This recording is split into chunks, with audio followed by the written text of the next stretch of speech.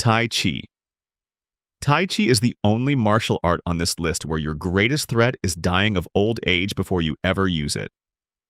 Developed in Chen Village, China, around the 17th century, Tai Chi was originally a complete combat system built around strikes to vital points, joint destruction, and throws. Today, roughly 300 million people practice it worldwide, and almost none of them are doing anything remotely lethal. The original forms contain techniques targeting the throat, temples, and spine. But accessing that combat application requires years of dedicated training that the overwhelming majority of practitioners never pursue. In practical terms, if you are relying on Tai Chi to kill someone, you are in serious trouble.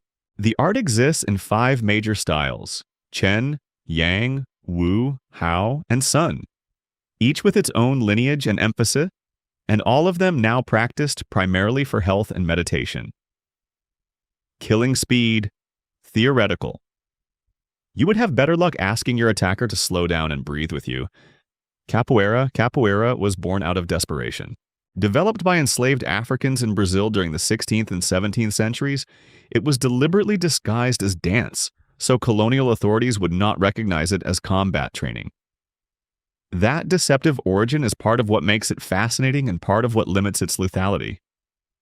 The primary weapons are spinning kicks, sweeps, and acrobatic takedowns, all of which generate real force, but precise targeting is extremely difficult when you are upside down mid-cartwheel. A well-placed spinning heel kick to the temple can absolutely cause fatal head trauma, but achieving that in a real encounter requires a level of precision that the art's flowing, rhythmic structure does not naturally prioritize. The berimbau, a single-string instrument played during sparring, actually controls the speed and intensity of the fight, which tells you something about how the art was designed. Lethal? Possible. Fast? Not reliably. Sumo. Sumo is one of Japan's oldest martial traditions, with roots in Shinto religious ritual stretching back over 1,000 years, and its lethality is almost entirely a function of mass and physics rather than technique.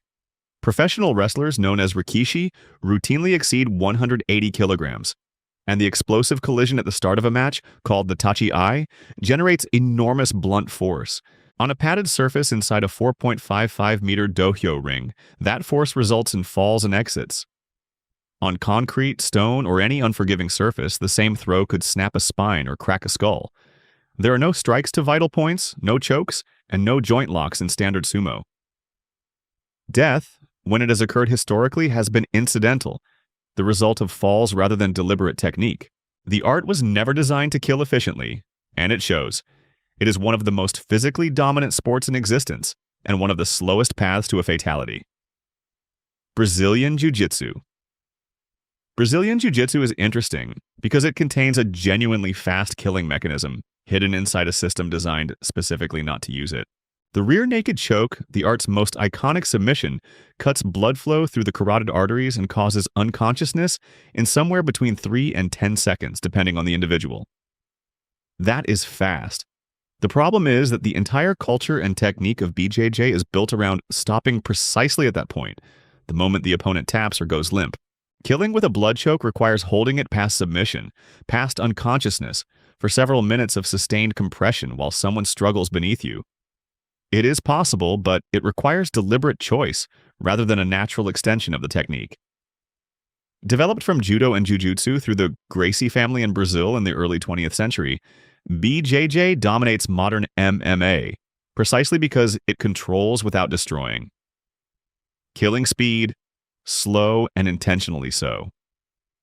Wrestling. Wrestling is humanity's oldest documented combat form, depicted in ancient Egyptian artwork dating back to roughly 2000 BCE, and it has been trying to kill people incidentally ever since. The art itself has no strikes, no chokes in its Olympic forms, and no joint locks targeting small structures. What it does have is throwing, and a full-force wrestling throw onto a hard surface is mechanically one of the most dangerous things one human being can do to another. Spinal compression, skull fracture, and fatal brain injury are all genuine outcomes of a high-amplitude throw onto concrete. Greco-Roman wrestling restricts contact to the upper body, while freestyle allows leg attacks, but neither form is designed around killing. Folk wrestling traditions worldwide, from Mongolian buck to Icelandic glima, occasionally include chokes and neck cranks that push the lethality higher. But at its core, wrestling kills slowly and by accident rather than design. Muay Thai. Muay Thai earns its reputation as the art of 8 limbs, and it earns it through sheer mechanical efficiency. Fists, elbows, knees, and shins are all weapons, and the elbow in particular is what separates Muay Thai from most other striking arts. A sharp elbow strike from close range can open a cut requiring more than 20 stitches in under a second, and targeted at the temple or the back of the skull, the same strike delivers potentially fatal, blunt, and cutting trauma simultaneously. Thai fighters condition their shins through years of repetitive impact, causing bone remodeling that transforms the lower leg into something closer to a wooden bat than a limb. The flying knee to a skull is among the most concussive strikes in any unarmed system. Death in Muay Thai competition is rare because of rules and protective equipment, but strip those away and the art climbs the rankings fast. Practiced in Thailand for roughly 2,000 years, this is a system that genuinely does not need much time. Boxing. Boxing is the most scientifically studied combat sport on Earth in terms of brain trauma, and what the science shows is alarming. Elite boxers generate punch forces estimated between 1,000 and 1,300 pounds of force, and they deliver them with pinpoint accuracy to the head, the jaw, and the liver. A precise right hook to the temple can cause a fatal epidural hematoma, bleeding between the skull and the brain, within minutes of the blow. A liver shot generates such intense pain that the body essentially initiates a voluntary shutdown, dropping even the most conditioned fighters instantly. Chronic traumatic encephalopathy, CTE, has been found in a significant proportion of deceased professional boxers studied post-mortem, which means boxing kills slowly over decades through accumulation as well as quickly through single blows. In a sport context, death is rare. In an uncontrolled context, a boxer with clean power punching technique is operating several rungs above most people realize. Sambo. Sambo comes in 2 versions, and the gap between them is enormous. Sport Sambo, developed in the Soviet Union in the 1920s and 1930s by Vasily Oshchepkov and Viktor Spiridonov, is a competitive grappling art combining judo and wrestling. Combat Sambo is something else entirely. It adds strikes, headbutts, and weapons defense, and it was explicitly designed for military and law enforcement personnel who needed to neutralize threats permanently. The leg lock system in Sambo is among the most destructive in any grappling art, with heel hooks and knee bars that destroy ligaments and joints rather than simply compress them to a pain threshold. Combat Sambo practitioners are trained to strike, throw, and break, simultaneously transitioning between phases without pause. Fedor Emelianenko, widely considered the greatest MMA heavyweight in history, built his career on Sambo. In sport form, it is brutally effective. In military form, it is designed to leave someone unable to continue in the most permanent sense. Judo. Judo's founder, Jigoro Kano, built the system in 1882 around the principle of maximum efficiency with minimum effort, and nowhere is that efficiency more apparent than in a full-force ippon throw onto a hard surface. In competition, judo throws land on sprung mats specifically because the same techniques on concrete, stone, or packed earth cause spinal fractures and fatal head injuries with regularity. The O-Soto Gari, a major outer reaping throw, inverts the opponent and drives the skull into the ground with the thrower's body weight, adding to the force. It is mechanically one of the most dangerous individual techniques in any unarmed martial art when the surface does not absorb impact.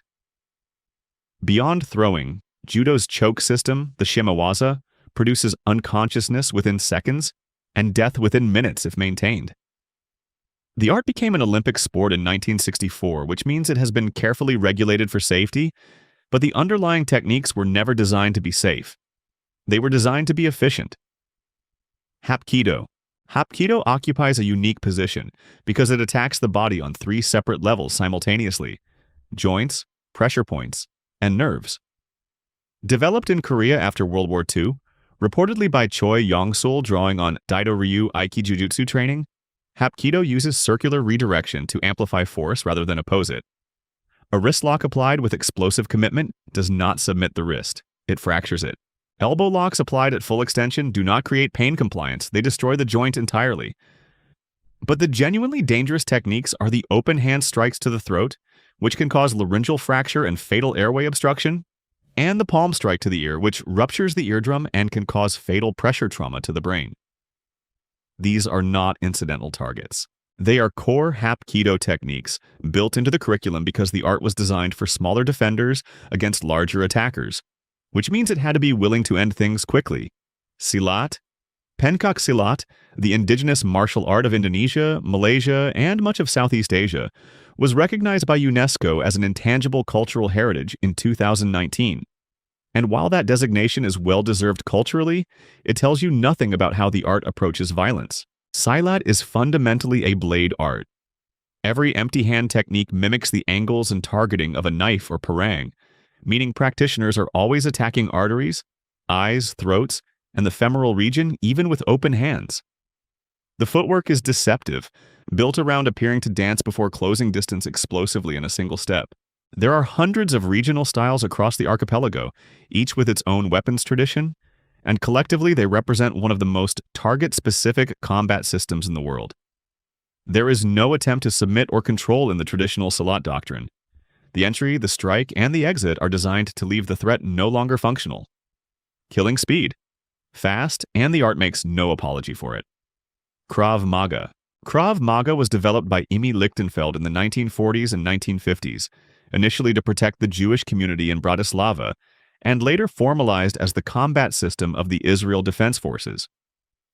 Its civilian and military versions differ significantly, but they share the same foundational logic. There are no rules, no competition, no philosophical framework, only the fastest possible route to ending a threat. The primary targets are the eyes, throat, groin, and back of the skull, all of which are either immediately incapacitating or rapidly fatal when struck with committed force. Krav Maga integrates gun disarms and knife defenses that end with the attacker incapacitated, taking their own weapon with them into the ground. It combines boxing, wrestling, Muay Thai, and whatever else works, stripped of anything that does not function under genuine adrenaline and chaos. The system has one design criterion: stop the threat. It is devastatingly good at meeting it. Systema. Systema is the Russian Special Forces martial art, used by Spetsnaz and FSB operatives, and it is deliberately one of the most obscure combat systems in the world. Modern Systema is associated with instructors Mikhail Ryabko and Vladimir Vasiliev, though its roots reportedly trace back to pre-Soviet Russian military traditions. Unlike most martial arts, Systema has no fixed techniques, no katas, no set combinations. It operates on principles: breathe, move, strike whatever the body presents. In practice, this means flowing around resistance and destroying joints, nerve clusters, and arteries as they become available without pause, without telegraphing, and without wasted motion. Strikes target involuntary nervous system responses, producing sudden muscle failure or unconsciousness rather than simple pain. The weapons curriculum integrates knives and firearms seamlessly into the same movement principles. Whether all practitioner claims hold up under scrutiny is debated in the martial arts community, but the military application at its core is documented, and the targeting logic is anatomically sound. Muay Boran. Muay Boran is what Muay Thai looked like before someone decided to make it a sport. The ancient predecessor of Thailand's national martial art, it was developed as a battlefield system for Thai soldiers, and carries all the techniques that were deliberately removed from modern Muay Thai for being too dangerous to practice competitively. Headbutts to the nose and orbital bones, back elbow strikes to the skull, stomps and heel drops to downed opponents, throat grabs and eye attacks are all standard Muay Boran repertoire. The legendary warrior Nai Kanum Tom, celebrated around 1774 according to tradition, is said to have defeated multiple Burmese fighters in succession using its techniques. Much of what survives today has been reconstructed from historical texts and oral tradition, so specific claims require caution, but the underlying principle is clear. This is the version of Muay Thai that was designed for opponents wearing armor on a battlefield, not opponents wearing gloves in a ring. It is meaner, broader, and faster to a fatal outcome. Eskrima.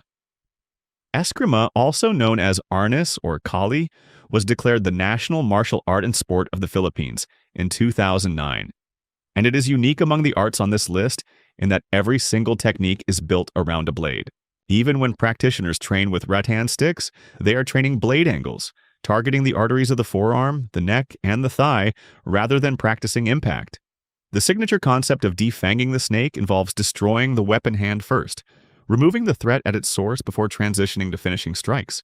The speed of attack in Eskrima is among the fastest of any weapons-based system in the world. Practitioners can deliver multiple full-power strikes per second to different targets, and in a blade context, each of those strikes is potentially fatal. The symbolic ancestral connection to Lapu-Lapu, who killed Ferdinand Magellan in 1521, reflects a culture that understood weapons combat intimately. In the hands of a trained practitioner with a blade, this art reaches a killing speed that very few systems on Earth can approach. Ninjutsu. Ninjutsu, the martial tradition of Japan's feudal shinobi, is the only art on this list where the primary tactical goal is to kill someone who never knew combat had started. The historical shinobi of Iga and Koka provinces were not fighters in any conventional sense. They were operatives whose doctrine prioritized stealth, intelligence, and a single precise killing strike delivered before the target was aware of their presence.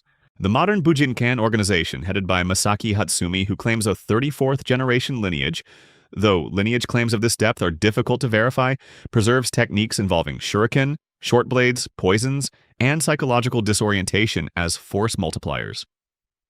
The empty hand techniques are designed around one principle. If you are in a fair fight, something has already gone wrong. Strikes target the brainstem, the throat, and the back of the skull, the fastest access lethal points on the human body. The art is built around the idea that the target should be dead before the encounter is recognized as an encounter. That is a killing speed that has nothing to do with technique and everything to do with doctrine. Jeet Kune Do. Jeet Kune Do was created by Bruce Lee around 1967, and it was built on a single question. What is the fastest way to end a fight? Lee drew from Wing Chun, boxing, fencing, and wrestling, deliberately discarding anything that could not answer that question under pressure. The result is a combat philosophy, not a fixed style, built around 3 signature techniques that are all potentially lethal at full commitment. The finger jab to the eyes requires almost no power and delivers immediate, potentially permanent visual damage in under a second. The straight blast to the throat, a rapid-fire chain of centerline punches, can cause laryngeal fracture with cumulative impact. The low side kick to the knee destroys the joint before the opponent can react to protect it. Lee's principle of intercepting fist, hitting someone as they initiate movement, means Jeet Kune Do attacks at the moment of maximum vulnerability. There is no wind-up, no chambering, no wasted motion. The philosophy is to put something fatal on its way before the opponent has processed that the fight has begun. Keizi fighting method, line, and MCMAP. These 3 military close-quarters combat systems represent the end of the spectrum, where martial arts stop being martial arts and become institutionalized killing protocols. The line system, which stood for Linear Involuntary Neural Override Engagement, was used by the United States Marine Corps and was reportedly retired around 2001, partly because it had no non-lethal options whatsoever. Every technique was designed to produce a dead or permanently incapacitated opponent within 5 movements, according to its design documentation. MCMAP, the Marine Corps martial arts program that replaced it, teaches a spectrum from control to lethal force, giving trained operators the ability to choose an endpoint. The Keizi fighting method, developed by Justo Dieguez and Andy Norman and brought to wider attention through its use in Batman Begins, emphasizes protecting the head while delivering short, brutal strikes from overlapping angles in close quarters. What all 3 share is the complete absence of competitive or health application. They were not designed to win tournaments, build fitness, or develop character. They were designed by military institutions to make trained personnel capable of ending a human life as quickly and efficiently as the human body allows. There is nothing below them on this list because there is nothing below them in practice. If you want to see more, click the video on screen now.